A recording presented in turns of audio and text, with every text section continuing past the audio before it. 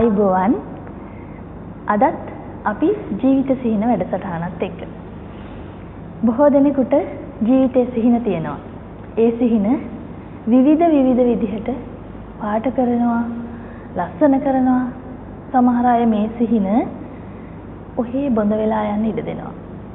නමුත් අද අපිත් එක්ක එකතු වෙලා ඉන්නවා පුංචි කාලේ ඉඳලාම ජීවිතේ දැකපු සිහිනයක් විවිධ විදිහට පාට කරලා විවිධ තැන්වලදී හැලහැප්පීම් වලට ලක් වෙලා නමුත් මේ සිහිනය යථාර්ථයක් බවට පත් කර ගනිමින් සිටින පුද්ගලයෙක්.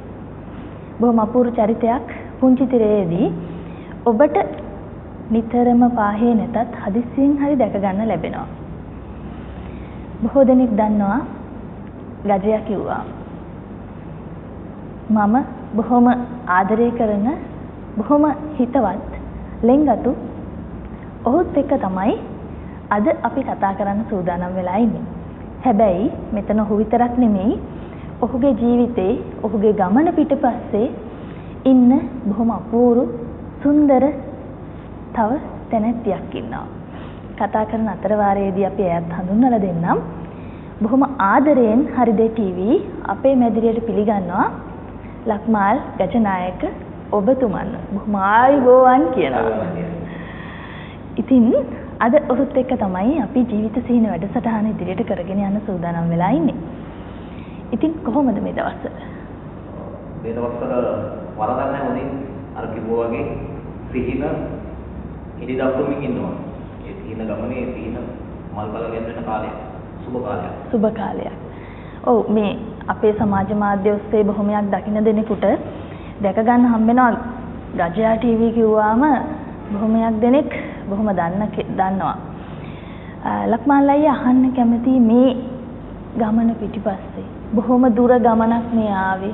බොහොම අමාරුවෙන් ඒක පෞද්ගලිකව මම දන්නවා. බොහොම හැලහැප්පීම් වලට සමාජයේ විවිධ තාඩන පීඩන වලට ඔබ ලක් වුණා. එහෙම නේද? අනිවාර්යයෙන්. මේක අර හැමදෙනාටම වගේ අර සුන්දර ගමනක් වෙන්නේ නැහැ. මම හිතන්නේ ජීවිතේ ගමනක් වෙන හැම කෙනාටම ලොකු බාධා තියෙනවා. ඒ බාධාවට අපි නාට්‍යයක් කියන්නේ නැති ගැටුම්නේ. ඒ ගැටුම් වැඩි වෙන තරමට තමයි නාටකීය බව වැඩි වෙන්නේ. ඒ වගේම තමයි ජීවිතයක් සාර්ථක වෙන්නේ. ඉන්න ගැටුම් වලට අපි දෙන උත්තර අනුව තමයි මේ ජීවිතේ සාර්ථක වෙන්නේ ඉතලට යන්නේ. ඉතින් මම හිතනවා මල්ක මුලින්ම මම අකුරැත්ත මලිදුව තමයි ඉපදලා ගන්නෙ. ඒකේදී ඇති වෙන යම් ගැටලු නිසා මම මලිදුවෙන් නැයි වෙනවා. ඒත් එක්කම අපි සමාජ පරිවර්තනයට ලක් වෙලා හැලහැප්පීම් මැද්දේ දැන් තැනකට එනවා. දැන් මම හිතනවා සාමාන්‍ය සම්පූර්ණ මිනිසෙක් වෙන්න අමුතු දෙයක් ගමෙන් බිහි වෙලා විශිෂ්ට දෙයක් කරන මිනිසෙක් කියලා මම හිතනවා ලංකාවේ නමක් කියන්න පුළුවන් වෙයි කියලා ඉදිරියේදී මම හිතනවා. අනිවාර්යෙන් ඒ ගමනට ශක්තියක් ආශිර්වාදයක් වෙන්න නිතින්ම හරිදේ ටීවී අපි බැඳිලා ඉන්නවා ඔබත් එක්ක. මොකද අපිත් හරිදේ දැකලා හරිදේට නිවැරදි දෙයට නිතරම අතහිත දෙන්න සූදානම්ින් ඉන්නවා. ලක්මාල් අයියා මේ පුංචි වෙලාවේදී මතක් කරමු පාසල් අධ්‍යාපනය කොහොමද කියලා. මොකද අපි හැම දෙයකම අඩිතාලමක් තියන්නේ පාසලෙන් සහ කුඩා කාලයේදී. කොහොමද ඒ කාලේ ගෙවුනේ? මම පාසල් 3ක ඉගෙන ගන්නවා. මලින්දෝ මහා විද්‍යාලයේ ඉගෙන ගන්න මගේ මගේ ආදරණීය පාසල. ඉතින් ඊට පස්සේ එන්නේ ගොඩපිටිය ජාතික පාසලට. ඉතින් මේ හැමදේම මම මොන විෂයන් හැදෑරුවත් මම කරේ නාට්‍යමය පැත්ත තමයි වැඩිම වේදිකාව වැඩිම පරිශීලනය කරපු එකම කෙනා. අනිවාර්යෙන් ඒකට බලන් ඉන්න අපේ විද්‍යාලයේ ආදි ශිෂ්‍යයෝ බොහෝසේ ඒක අනුමත කරයි. මොකද ඔබ ඒ පාසල් යන කාලේ මට බොහොම මතකයි මේ හරි කැමති රංගපාන පුංචි දෙයටත් රංගපානවා. ඒ විදිහට ජීවිත ගමනේ පාසල් අධ්‍යාපනයත් එක්ක නාට්‍යකරණයට යොමු වෙලා නාට්‍යයත් එක්ක ජීවත් වෙලා ඔබ විවාහ වෙනවා. ඒ වගේම මම ස්ටේජ් එකේ විත් කරන්නේ නෙවෙයි නේද රංගපෑම. රංගපාන අපි ඉගෙන ගන්නවා. ඉගෙන ගත්ත පස්සේ රංගපෑම කියන දේ ප්‍රායෝගික වෙන්නේ මම හිතන්නේ ජීවිතේ ජීවත් වෙන්නේ. මම ඉගෙන ගන්නේ නාට්‍ය රංග කලාව. නමුත් මම ඒක වැඩි භාවිතා කළේ සමාජ ජීවත් වෙන්න. කතා කරන විදිය, ඊට පස්සේ මගේ ආදරය කරන විදිය.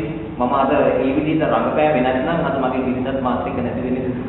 අනිවාර්යෙන් ඒක හොඳම සාක්ෂියක්. මොකද බොහෝමයක් සිහිනවලට උදව් කරන්නේ පිටමිනිස්සු. හැබැයි භාර්යාවක් නම් ස්වාමි පුරුෂයෙක් නම් මම දැකලා තියෙනවා අයියේ මේ සිහින සමහර සිහින තියෙනවා එතනම කඩාගෙන වැටෙනවා. කසාදයත් එක්ක කෙනෙක්ගේ සිහින කඩාගෙන වැටෙනවා. සමහර සිහින වලට යන්න විදිහක් නැතුව ඔහේ කාලය නාස්ති කරනවා අපි තැවෙනවා දුක් වෙනවා. නමුත් බොහොම දයාබර බිරිඳක් හමු වෙලා තියෙනවා මං හැමදාම එතුමත් එක්ක කියනවා මෙතුමා කරන රාජකාරිය සහ මෙතුමා කරන සේවයත් එක්ක මේ පැත්තේ ඉඳගෙන ඉන්න මේ දයාබර බිරිඳ මොනතරම් ශක්තියක් වෙනවද කියනවනම් ඇත්තටම ඔබතුමා ගෙදර ඉන්න දවස් අඩුයි නේද? දවස් බොහෝ දුරට අඩුයි. පැය දෙකක් ඒ ඉන්න වෙලාවත් මම ගොඩක් නිදි. නිදා ගන්න වෙලාවෙදී ඉන්නවා. සාමාන්‍යයෙන් මට කෙනෙක් පහදා කරන්නේ නැහැ නින්දට. එයාලා දන්නවා උඩ මහන්සි වෙලා ඉන්න කියලා. ඉතින් ලොකු සපෝට් එකක් දෙනවා. ඉතින් මම හිතන්නේ ගොඩක් ඒ වගේම තමයි අපි ගැමි පරිසරයක ඉන්නේ. මම නළුවෙක් කියන එක ගමට අදාළ නැහැ. ගමේ බලාපොරොත්තු වෙන ලක්මාල් කියන ගැමියා. ඉතින් එතකොට ගැමි පවුලක් වගේ ගමේ ගම්බද පවුලක් වගේ තමයි මිනිස්සු බලාපොරොත්තු වෙන්නේ. අර ගමේ තියෙන ගැටිය තමයි බලාපොරොත්තු අපි ඒ පරිසරයේ දැන් මම කොළඹ පරිසරයේ මේ ඉඳලා ආවට පස්සේ මිනිස්සු බලාපොරොත්තු වෙන්නේ ඒ ක්‍රමයේ නෙමෙයි. මම එහෙම හිටියාම මිනිස්සු අපිට දාන මේ මගේ වයිෆ් අහා මට ඒක විස බීජ වැඩි. ගොඩක් අය මේ කියන්නේ ගොඩක් අය කියනවා මම කවදා හරි නළුවෙක් කියලා නිලියක් වැදගෙන ගමේ යාරේ කියලා ඒ වගේ ප්‍රශ්න පවායනවා. අය ගම සුන්දර විදියට තාමත් තියෙනවා මගේ සුන්දර විදිහම තමයි මම හිතන්නේ මම මැරෙනකොට අන්තිමට මගේ පෙට්ටිය ගාව අඬන්නේ මෑම තමයි මම දැනෙන්නේ. අනිවාර්යෙන් අපේ බොහොමයක් දෙනෙක් ජීවිතයේ අයියේ අඩිතාලම දාන කාලෙදි ළඟ ඉන්න කෙනා නෙමෙයි එතනින් එහාට ගියා. ඉහළට යනකොට හැමෝම වෙනස් වෙනවා. අපි ඔබේ සුන්දර බිරිඳත් එක්ක වචනයක් කතා කරනවා. ඊට කලින් එයාගේ නම කියලාම ඔයා අපිට එයා වඳුන්නලා දුන්නොත් හොඳයි නේද? සිරෝමා ප්‍රියදර්ශනී. නම වගේම තමයි. ඇත්තටම එයා කියයි. මේ ප්‍රියදර්ශනය තමයි මම දකින්න 2001 දී ඒ දැකපු ඒ ප්‍රිය දර්ශනය අත ප්‍රිය බිරිඳ වෙලා ඉන්නවා. හොඳ මිතුරියක්. ඒ වගේම දරුවෝ දාම කෙනෙක්. මට හොඳ බිරිඳක් වශයෙන් නැහැ. ඇත්තටම ආයිබෝවන් කියන ඔබතුමියට බොහොම අමාරු මෙහෙයක් තමයි ඔබතුමිය මේ සිද්ධ කරන්නේ. මොකද ගොඩක් දෙනෙක් කාන්තාවෝ තමන්ගේ ස්වාමි පුරුෂයාට අත උදව් දීලා මේ වගේ තැනකට එන්න උදව් කරනවා අඩුයි. මොකද හිතෙන්නේ මෙයා කරන වැඩත් එක්ක මේ ලක්මාල් අයියා හැමතිස්සෙම බිසි හැමතිස්සෙම සමාජයත් එක්ක ගැටෙනවා සමාජ සත්කාර කරනවා. ඒවත් එක්ක ඔබතුමියට මොන වගේ හැඟීමක්ද දැනෙන්නේ මොන වගේද කොහොමද ගෙදර පරිසරය? ඇත්තටම මට හරි සතුටුයි මගේ මේ මහත්තයා ගැන. ඒ කියන්නේ එයාට බැරි දෙයක් නැහැනේ. එයාට ඕනම දෙයක් පුළුවන්. හැම දෙෙදිම මාත් එක්ක හරිම ආදරේ. දරුවන්ට ආදරේ. ඉතාමත් හොඳට ඉන්නවා. ඉතින් මමත් හරි ඉවසීමෙන් ඉන්නවා. එයාගේ වැඩ දිහා බලාගෙන ඊළඟ වැඩේ මොනවා වුණත් ඒක හොඳට කරන්න පුළුවන්. හැම දෙයකම දක්ෂයි. ඉතින් මට සතුටුයි ඇත්තටම. ඒ සතුට ඔබේ ඇස් දෙකෙන් පේනවා. වචන නෑ කියන්න මොකද මේ වගේ බිරිඳක් ලැබීම ඇත්තටම ඔබේ භාග්යක්. මම හිතුවා යා මේ මං ගැන මොනවද කියලා කියලා මං යාට කමෙන්ට් එකක් දීලා පටන් ගත්තා. වෙන මොනවත් කියන්න දෙයක් නෑ මොකද මන් දන්නවා මම පුංචි කාලේ ඉඳලාම දන්න කෙනෙක් බොහොම හිත හොඳ ආදරණීය චරිතයක්. එදා දැකපු ඒ ලක්මාල් ගජනායකම තමයි අද ඉන්නේ. ඔබ ඇත්තටම වාසනාවන්තයි මේ වගේ කෙනෙක් ඔබේ ස්වාමි පුරුෂයා වීම ගැන. ඔබතුමියගෙන් අහන්න කැමතියි මෙතුමන් නැන පහන පදනමත් එක්ක බොහෝම ලොකු කාර්යයක් කරගෙන යනවානේ. ඔව්. එතකොට ඔබතුමියට හිතුන්නේ නැද්ද ඇයි මේ වගේ දේවල් මෙහෙම කරන්නේ කියලා? මට හිතුණා ඉතින් ඒ නැන පහන පදනමෙන් කරන්නේ ගොඩාක් පින් වැඩ. මේ දරුවන්ට දුප්පත් දරුවන්ට පොත් බෙදා දෙනවා. තව ඔය ගෙවල් හදා දෙනවා. ඇවිදින්න බැරි අයට රෝද පුටු කිහිලි කරු ඒ ටික දීලා ඒ කරන්නේ හැමදේම දුප්පත් කෙනෙක් ඉහළට ගන්න එකනේ. ඉතින් ඒකට එයාට වගේම ඊටත් වඩා සතුටක් මට තියෙනවා. හැම වෙලේම මම කියන්නේ දැන් ඊළඟ මං කිව්වා වගේ ඊළඟ මේ අධියර මොකක් වුණත් අර මට සතුටක් ගෙන දෙන දේම තමයි කරන්න බලාපොරොත්තු වෙන්නේ. ඉතින් ඒක තමයි ඒකට තමයි මගේ සහාය ලැබෙන්නේ. අනිවාර්යෙන් ඒක තමයි හොඳ බිරිඳකගේ හොඳ ගමනක ස්වාමි පුරුෂයෙකුට හොඳ ගමනක් යන්න නම් අනිවාර්යෙන්ම බිරිඳක් ඒ පිටිපස්ස ඉන්න ඕනේ. එහෙමනේ. ඔබතුමා මේ දවස්වල බොහොම ලොකු රාජකාරී මේ කටයුතු කරගෙන යනවා. ඒ අතර වාරයේ අලුත් වැඩ දෙක තුනකුත් කරනවා. ඒ අස්ස නැන පහන පදනමක් තියෙනවා. සමාජ සත්කාරත් කරනවා. තමන්ගේ වැඩත් කරනවා. කොහොමද මේ බැලන්ස් කරගෙන යන්නේ? කිසිම බැලන්ස් එකක් නැහැ. නම් මේ ඉවෙලේ හිතෙන දේ කරනවා. කියන්නේ පස්සට දාන්න ඒකට පස්සට දාන්නේ මගේ පෞද්ගලික වැඩ. මගේ පවුලේ වැඩ සහ මගේ පෞද්ගලිකම වැඩ පස්සට දානවා. ඒ කියන්නේ දෙතරයක් හිතන්නේ ඒක පස්සට දානවා. සමහර ළමයා වෙනුවෙන් ඉස්කෝලේට යන්න තියෙන එකත් මම ඒකත් පස්සට දානවා. දාලා නම් මිනිස්සු වෙනුවෙන් සමාජය වෙනුවෙන් කරන දේ මම ප්‍රමුඛස්ථානෙ දීලා තියෙනවා. මොකද සමාජය ගැන හැම කෙනාම හිතන්නේ තමන්ගේ පෞද්ගලික වැඩ ගැන. හැම දෙමව්පියම මට වඩා මම හිතන්නේ දෙමව්පිය හැම කෙනාම සමිති වාර රැස්වීම වාර වලට යනවා. මම තමයි නැත්තේ. නමුත් මම ඊට වඩා සමාජය වෙනුවෙන් මිනිස්සු ගැන හිතලා ඒ දෙයට ප්‍රමුඛස්ථානෙ දීලා තමයි මම වැඩ කරන්නේ. එතකොට මම හිතනවා මම වෙනස් මිනිහෙක් වෙන්න උත්සාහ කරනවා. අපි හැමදාම කෙනාම විදියට නෙමෙයි ලක්මනා කියන වෙනස් බ්‍රෑන්ඩ් එකක්.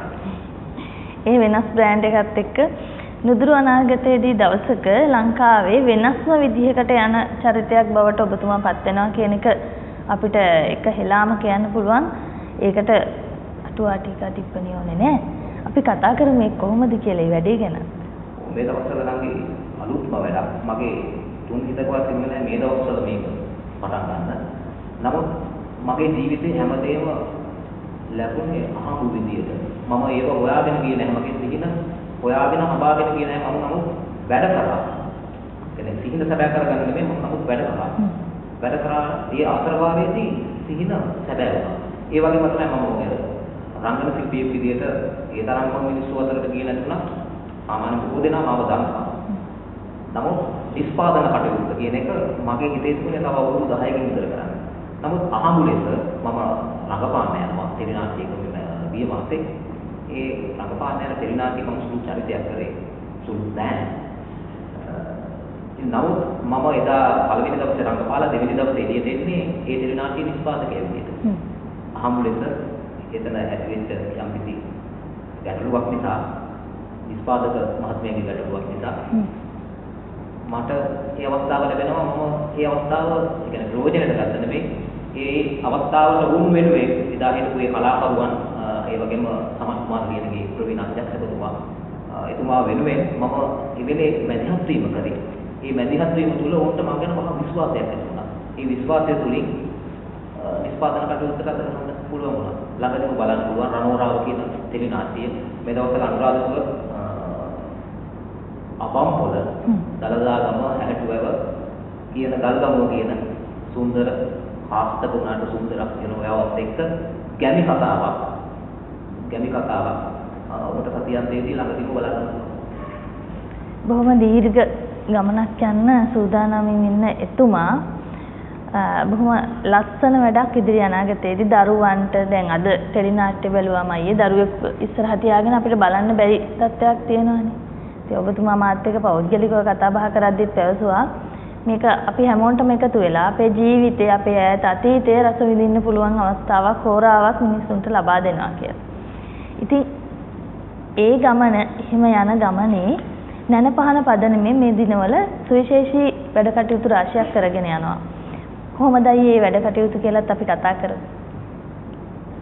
මේ දවස්වල ප්‍රධාන වශයෙන් මම පෙරේදවසේ දිනපිටියේ ආදරණීය මව් දෙපළකට රෝද කුඩු ලබා දුන්නා. ඒක ගොඩක් බහුල කියන දෙයක්. ඊ නරසුව කරන්නේ මම නිවාස 3 දිනක ඉවතක් ඉදිකරමින් පවතිනවා. දියදාව ඉරිදන්වල මේ අන්පනාගල කියන ගමේ ඉතින් පාරේ ඉඳලා කිලෝමීටර් එකමාරක් විතර දුෂ්කර ගමනක් යනවා. ඒ කියන්නේ සාමාන්‍යයෙන් පාරවල් අතර තියෙන ගෙවල් තමයි ලේසියෙන් හදන්නේ. නමුත් මම තෝරගත්තේ රක්සිතේ මායිමේ තියෙන දුප්පත් ගයක් පැලක්. දැන් මම මන්දිරයක් බවට පත් කරනවා මට පුළුවන් විදියට. ඉතින් ඒ අවසාන අදින මම දැන් අවුරුද්දකට කලින් මම බලාපොරොත්තු වෙන නිවසේ වැඩ කරන්න. ඒ වගේම මම තව ජයන්ත වෛද්‍ය ජයන්ත මල්ලිකාරච්චි මහතුමාගේ නූල් අනුග්‍රහයෙන් ඉවතක් ඉදි කරනවා මල් පුදනානවා පිටරට. ඒ නිවසේ වැඩ කටයුතු මේ අප්‍රේල් මාසේ වෙනකොට එතුමාගේ උපන්දිනය දෙනවා අප්‍රේල් 18 ඊට කලින් ඒ නිවසේ වැඩ ඉවර කරලා ඔවුන්ට ලබා දෙන්න අදහස් කරනවා. බොහොම හොඳ සමාජ සත්කාර තමයි ඇත්තටම මෙතුමා කරන්නේ. ඒ ගැන බොහොම ආඩම්බර වෙනවා, බොහොම අගය කරනවා. අයියා මේ දැන් ඔබතුමාගේ නැන පහන පදනම අපේ බලාගෙන ඉන්න අය හිතයි කොහොමද මේ නැන පහන පදනම පවත්වාගෙන යන්නේ? අනිවාර්යයෙන් මේ වගේ මාධ්‍ය සාකච්ඡාවකදී ඒ ගැන කතා කරන්න ඕනේ. මේමයි. නැන පහන කියනකොට දැන් ගොඩක් අය හිතන්නේ මේ මහා කියන්නේ මේකේ සභාපති කෙනෙක්, ලේකම් කෙනෙක්, මහානාගාරික කෙනෙක් කියලා ලොකු අයිඩියා එකක් එනවා ඇති. නමුත් මෙහි සභාපතිතුමා, ලේකම්තුමා, මහානාගාරිකතුමා මේක කියන්නේ එතකොට ලොකු අවුලක් වෙන්න පුළුවන් දැනෙන්න පුළුවන්. නමුත් මෙහි තිබෙන්නේ එහෙම ගැටලුවක් නැහැ. මොකද මට හිතෙන සංකල්ප ගැන මට 100% විශ්වාසයක් තියෙනවා. මට අනිත් එක දුප්පත් මිනිස්සෙක් දැක්කම උදව් කරන්න කිසිම කෙනෙක්ගෙන් අහන්න අවශ්‍ය නැහැ. මම එවෙලෙ හිතුණා එවෙලෙ කරා. එහෙම කළා තමයි මම තැනකට ආවේ. නමුත් ගොඩක් අය මගේ යාළුවෝ විශේෂයෙන්ම කලාවට සම්බන්ධ සහ පිටරට ඉන්න මගේ මිතුරන් විශේෂයෙන්ම සමාජ මාධ්‍ය. මම හිතන සමාජ මාධ්‍ය යම් කිසි විදිහට හරවත් විදිහට යොදාගත්තා නම් ඒ අතලොස් අතරේ මාත් ඉන්නවා. අනිවාර්යයෙන්. සමාජ මාධ්‍ය කරා ලක්ෂ ගානක ගියක් හදන්න පුළුවන් කියන්නේ ඒක ලොකු දෙයක්. මම ඒක කරලා තියෙනවා. ඒක කරේ මේ ගජයා කියන නමින් මම හදාගත්තු නම මම කලාකරුවෙක් විදිහට හදාගත්තු නමට මිනිස්සු මට ආදරය කරා. ඒ ආදරෙත් එක්ක මිනිස්සු මට මම ගැන විශ්වාසයක් ඇති වුණා. විශ්වාසය කියන දේ තියෙන්නේ. ඒ විශ්වාසයෙන් එක්ක මිනිස්සු මට උදව් කරා. ගොඩක් දුරට සමාජික මුදල් වලට වඩා මම ඒ විදිහින් පන්සල් වලට යනවා අස්තක කියනවා. මම හිතන්නේ ජනප්‍රිය මාස්ටර් කියන කෙනා මම හිතන්නේ. අනිවාර්යයෙන් මට කොහොමද අවශ්‍ය මම නියෝජනය කරන ශ්‍රේෂ්ඨය කුමක් වුවත් ඒ ශ්‍රේෂ්ඨේ නමක් තියන්න. ඒ ශ්‍රේෂ්ඨේ මම ගැන කතා කරන විදිහට මට ඒකේ ඉන්න බැරි නම් මම ඒ ශ්‍රේෂ්ඨේ ඉන්නේ නැහැ. මට ඒක ගැලපෙන්නේ නැහැ, මම අයින් වෙනවා. ඉතින් මම බලන්න හැමතිස්සෙම මම නියෝජනය කරන ශ්‍රේෂ්ඨේ ඉහළටම යන්න උත්සාහය කරනවා. මම දන්නේ නැහැ ඒකට කිහිල්ලද නැද්ද කියලා. ඒක දන්නේ ආදරණීය බලාගෙන ඉන්න අය. නමුත් අර ඒ ලැබෙන මුදල් පවා මම බොහෝ දුරට සමාජ සේවයට තමයි යොදන්නේ. ඒ විදිහට අෂ්ටක කියලා තියනවාද අය කී දෙනෙකුට විතර දැනට? දැන් මම සමාජ මාධ්‍ය පළ කරනවා මේ අතර මෙතර කියලා පළ කරනවා. දැන් 187 වෙනි යෝතිපති දෙකලට තමයි මේ ඉතරේ දැන් 19 වෙනිදා 188 24 වෙනිදා 189 සහ 25 වෙනිදා 190 කරනවා. මේ කොරෝනා වුදුර නැත්තම් මගේ ටාගට් එක තිබුණේ මේ අවුරුද්ද වෙනකොට 200 සම්පූර්ණ කරන්න. මට ඒක බැරුණා මේ කොරෝනාත් එක්ක ඒක බැරුණා. නමුත් මට ඉල්ලුමක් තියෙනවා. අනිවාර්යෙන් බොහොම ලස්සනට සමාජ මාධ්‍ය ඔස්සේ අපිට දැක ගන්න ලැබෙනවා මේ අෂ්ටක කියනවා. ඒක වෙනස්ම කලාවකට වෙනස්ම විදියකට ඒක සමහර අය කරනවට වඩා වෙනස් විවේචන තිබුණා. මගේ ඇඳුම ගැන. ඒක අෂ්ටක කියන්න ඕන සාමාන්‍යයෙන් නැතනල් එක ගන්නගෙන එහෙම එකක්. නමුත් නැතරල් එකාගේ 1948 පස්සේ අෂ්ටකාවේ ඔය සැහැල්ල කියලා එකක් තියෙනවා. මේ ඒකෙදිම තියෙනවා අෂ්ටකාවේ මේ අශෝදර කුමාරිකාව හා සිද්ධාර්ථ කුමාරයාගේ විවාහ මංගල්‍ය ඉඳලා. එතකොට නැතරල් එකද මේ යන්නේ. එදා ඒ බමුණු තමයි පුරෝහිත බමුණු තමයි චාරිත්‍රය කරන්නේ. ඉතින් මම අඳින්නේ ඒ පුරෝහිත බමුණුන්ට මම සංස්කෘතිය තියා ගන්න ඕන. ඒ චාරිත්‍රය දැන් මම හිතනවා කිසිම පොඩි ළමයෙක්වත් කෑ ගහන්නේ නැහැ මම අෂ්ටක කියනවා. ඇයි මේ අමුතු කවුද කියලා බලාගෙන ඉන්නවා. එයාලට මම තේරුම් ගන්න ටික වෙලාවක් දෙනවා. ඒ තේරුම් ගන්න වෙලාව දානකොට මට මගේ වැඩේ කරලා ඉවර කරන්න පුළුවන්. අනිවාර්යෙන් අද අපේ සංස්කෘතිය සදාචාරය හැමදේම පිරිහෙමින් යන යුගයක ඔබ තනියමම පැත්තක ඉඳගෙන උත්සාහ කරනවා මේ අපේ සංස්කෘතිය ඉස්සරහට ගෙනියන්න. එහෙම නේද? බොහොම අගය කරන අය ගැන බොහොම සතුටුයි ඔබතුමන් මේ විදිහට මහන්සි වෙලා තමන්ගේ ජීවිතේ තව කෙනෙකුට ආදර්ශයක් වෙමින් මේ ගමන් කරන ගමන් මඟ ගැන. ඒත් එක්කම පහුගිය දිනක ඔබතුමන් සූදානම් කරා මහා විශාල විදිහට ලේදන් දීමේ උත්සවයක්. ඒ ගැනත් කතා කරමු. ඒක යෝජනා කළ තිබුණේ වෙනස් පිළිසක්. මම පසුව සම්බන්ධ වෙන්නේ.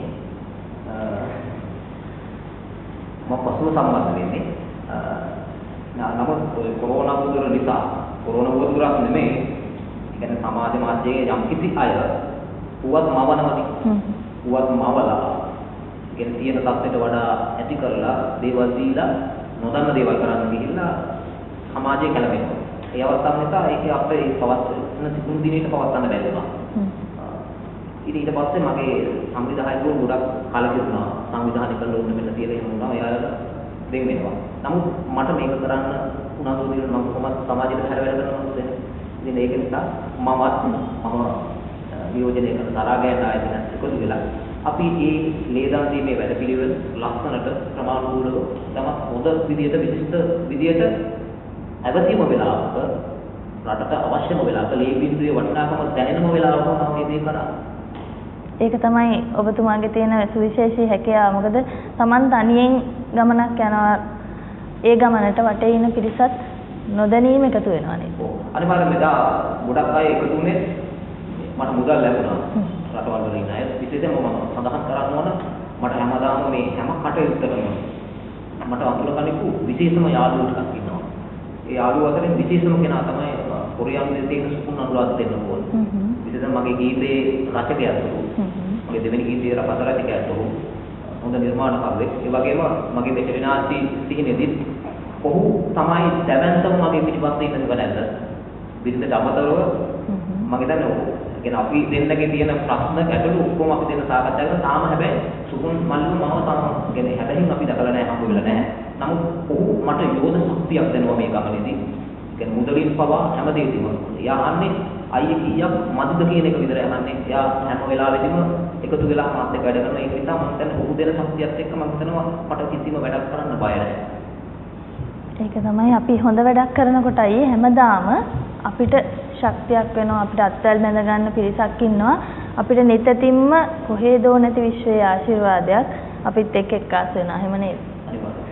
ඒ ආශිර්වාදයත් එක්ක අපි බිරිඳත් එක්කත් කතා කරමු මේ විදිහට මේ ගමන එන්න ශක්තියක් වෙලා දරු දෙන්නත් එක්ක බොහොම ලස්සනට පෞල් ජීවිතේ ගලාගෙන යනවා. මේ ගමනේදී ඔබට විවිධ කලකිරීම් ඇති වෙන්නේ නැති ජීවිතේ අමතක නොවන සිදුවීම් සිදු වෙන්නේ නැති මොකද මෙතුමන් නැති අවස්ථාවක ඔබතුමිය තමයි මුණ දෙන්න ඕනේ තනියෙන්. අපි කතා කරමු මේ ගැන. මෙහෙමයි මෙයා ඉතින් සමාජ සේවිත කියන්නේ ගොඩාක් දේවල් කරද්දී ගමේ දැන් විවිධ අය ඇවිල්ලා මට කියනවා මහත්තයා ගැන ඔයා සොයන්නේ නැද්ද? ඔයාට බය නැද්ද? එයා වෙන ඔයාව දාලා යයි සමහර විට එහෙම කියලා කතා කරනවා. ඊට පස්සේ ඉතින් මට අනිවාර්යයෙන්ම විශ්වාසයි මෙයා මාත් එක්ක හොඳට ආදරෙන් ඉන්නවා. ඒ කවුරුවත් කියන කතා මම එච්චර ගණන් ගන්න. ඒ වෙලට අහලා නෑ එයා හැම වෙන්නේ නෑ කියන විශ්වාසයෙන්ම මම ඉන්නවා. ඉතින් ඒක ඉතින් අදටත් ඉදිරියටත් එහෙම තමයි.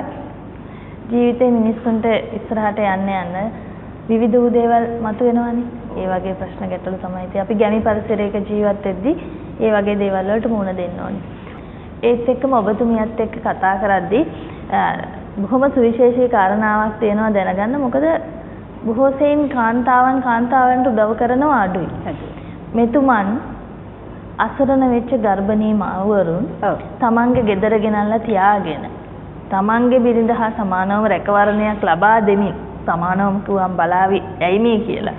සමානවම නෙමෙයි හැබැයි ඔවුන්ට සුවිශේෂී වශයෙන් රැකවරණයක් ලබා දෙන්න සිද්ධ වුණා. මොකද සමාජයෙන් එල්ල වෙන ඔවුන්ගේ පෞද්ගලික ගැටලු වලදී. ඒක පෞද්ගලිකව මාත් එක්ක ඔබතුමා ප්‍රකාශ කරලා තියෙනවා. ඒ වෙලාවේදී ඔබතුමිය කොහොමද මුහුණ දුන්නේ මේවට? ඒ වෙලාවේදී එයාලත් එක්ක ඉතින් මමත් ආදරෙන් හිටියා. දැන් ඒ කියන්නේ ප්‍රශ්නයක් වෙලා අසරණ වෙලානේ අපි ළඟට ආවේ. ඊළඟට මගෙන් තමයි වැඩිපුර බලාපොරොත්තු වෙන්නේ එයාලා වෙනස. ඒ කියන්නේ මම වෙනස්කමක් කරොත් එයා කොහොමවත් රැඳෙන්නේ නැහනේ. ඉතින් මම මෙයාටත් වඩා හොඳින් ආදරෙන් සමහර වෙලාවල් වලට මෙයාට වඩා මට ලං වෙනවා. ඊට පස්සේ එයාලා මාත් එක්ක තමයි දිගටම කතා කරලා ඒ සම්බන්ධතාව පවත්වාගෙන යන්නේ. අක්කා ගොඩක් හොඳයි. අක්කා අම්මා කෙනෙක් වගේ. අක්කව අපිට අමතක කරන්න බෑ කියන තත්ත්වය අදටත් ඉන්නවා. ඒ අපි උදව් කර සියලුම දෙනා මාත් එක්ක ඉන්නවා. කවදාවත් තරහ වෙලා නැහැ. සමහර වෙලාවට මෙයාට හිතෙනවා මේ දැන් මගේ හිතවත් අය දැන් එයාටත් වඩා මාත් එක්ක බැඳීම වැඩි වෙලා. එහෙම තමයි ඉතින් කවුරුත් මේ දිගටම ඉන්නවා. ඒක තමයි අපි හොඳ දෙයක් කරද්දී අනිවාර්යෙන් අපිට හොඳ අහන්න ලැබෙනවානේ. ඉතින් ඔබතුමිය මේ අවස්ථාවන් වලදී බොහෝම කැපකිරීමක් කළා බොහොම කැප වෙලා දැනට ඒ විදිහට ජීවිතයට එළිය දීපු අය කී දෙනෙක් විතර ඉන්නවද අයි? මම මේ බේරපු ළමයි ඉන්නේ මේ ප්‍රදේශයේ විතරක් නෙමෙයි මොනරාගල, අවිසාවේත, ගාල්ල, වාදී ප්‍රදේශවල තමයි 4 දෙනා ඉන්නේ. ඒ 4 දෙනාම නම් පුතු පිළිමිදක්. මම හිතනවා ඒ අය සමාජයට වෙනසක් කරන ළමයි මේ කියලා මම හිතනවා. එච්චර අමාරුවෙන් බිහි වෙලා මොකද සමාජයට යම් කිසි වෙනසක් කරන පුද්ගලයෝ වෙයි කියලා මම විශ්වාස කරනවා. ඒ විදිහට ජීවිතයක් දෙන්න බොහොම කැපවීමෙන් මහන්සියෙන් වැඩ කරපු රටට දැයට ණය නැති කෙනෙක් කිව්වොත් බොහොම නිවැරදි. අවසාන වශයෙන් අයියා ඔබතුමන්ට අපේ සමාජයේ බලාගෙන ඉන්න ප්‍රේක්ෂකයන්ට යම්කිසි ආදර්ශයක් දෙන්න ඇති. අවසාන වශයෙන් ඔබට කියන්නත් යමක් ඇති. අපි කතා කරමු මේ ගැන. මේකයි සමාජ සේවය කරනකොට එන හැලහැප්පී සමාජයටම තමයි අපි සේවය කරන්නේ. ඒ වුණාට ඒ සේවය කරන සමාජෙම තමයි යම්කිසි ගැටලුත් මට එන්නේ ගොඩක් දුරට. ඉතින් මම වගේම මම අරබයා කියන වචනේ නමුත් සමාජ සේවකයන්ට සාධක පීඩන සහ වෙනත් ප්‍රශ්න දැම්මහම සමාජයේ වෙන සේවාව වුන් ඒවට උත්තර දෙන්න ගියාට පස්සේ ආදරණීය තව කෙනෙකුට පිළිද වෙන වෙලාවක් වෙනවා. ඒ නිසා ඔවුන්ට දිරි දෙන්න, ඔවුන් සමග එකතු වෙන්න මේක හරියි. ඒ කියන්නේ මම නම් මේක කරන්නේ පින් බලාපොරොත්තු වෙනවා. සමහර අය මට කියනවා දේශපාලනය කරාවි කියලා. නමුත් එහෙම මම 2002 ඉඳලා මේ දේවල් කරන්නේ. නමුත් මම දේශපාලනයට කවදාවත් කරන්නේ මම ඒක ආසාවක් නැහැ. මට අවශ්‍ය මේක මොනවා මේක ලෙඩක්. මම නිතරම කියන්නේ මේක මට තියෙන ලෙඩක්, දබුණු ලෙඩක්. ඒ කියන්නේ අපි රංගපානවා කියන්නේ ලෙඩක්. රංගනයට අපේ හිත යනවා කියන්නේ ඒකත් සනීප කරන්න බැරි ලෙඩක්. අන්න ඒ වගේම මම සමාජ සේවය කියන්නේ ඒ වගේම ලෙඩක්. ඉතින් අන්න ඒ නිසයි මම කරන්නේ. කියනවා ඒ වැඩේට හැම කෙනාගේම උදව් දෙන්න කියලා මම ඉල්ලනවා. උදව් කරලා අපි මේ දේ එකතු වෙලා කරමු කියලා යෝජනාවක් තියෙනවා. ඉතින් විශේෂයෙන්ම මේ විද්‍යාවට ඉස්තුති කරන්න නේද? අනිවාර්යයෙන්. විදිහට මගේ දරු දෙන්නට මට දෙන මේ ශක්තිය ඒ කියන්නේ මොන දේ සමාජයෙන් ආවත් ඒ හැමදේම දරාගෙන මම මේ කියන්නේ මම හොඳම සැමියා නෙමෙයි හොඳම සැමියා නෙමෙයි අයත් එක දන්නවා හොඳම සැමියා නෙමෙයි ඒ කියන්නේ මට ඒ කියන්නේ මම සාමාන්‍යයෙන් අවුරුදු 20 දී 22 දී ඒ තරම් මම ආකර්ෂණය දිනාගත්ත කෙනෙක් නෙමෙයි නමුත් දැන් මගේ උදාහරණය සිකුරා ඉන්න කාලේ ප්‍රේම සම්බන්ධතාවක් ඇති වෙනවා නම් ඒව ගැන කියන්න ඕන ඉතින් මේ දේවල් මට ප්‍රේම සම්බන්ධතාව ගැන ඕල් වෙනවා. ඉතින් ඒ වැඩි අපි කතා කරන විදි. ඉතින් ඒවා සමාජයේ වෙන වෙන විදිහට ගන්න පුළුවන්. නමුත් මගේ ගනුදෙනු වැඩි කාන්තා පාර්ශවයට එක දෙනා කිසිත් උනත් අපි ගනුදෙනු වැඩි මේ සමාජ ක්‍රමයේ අනුව.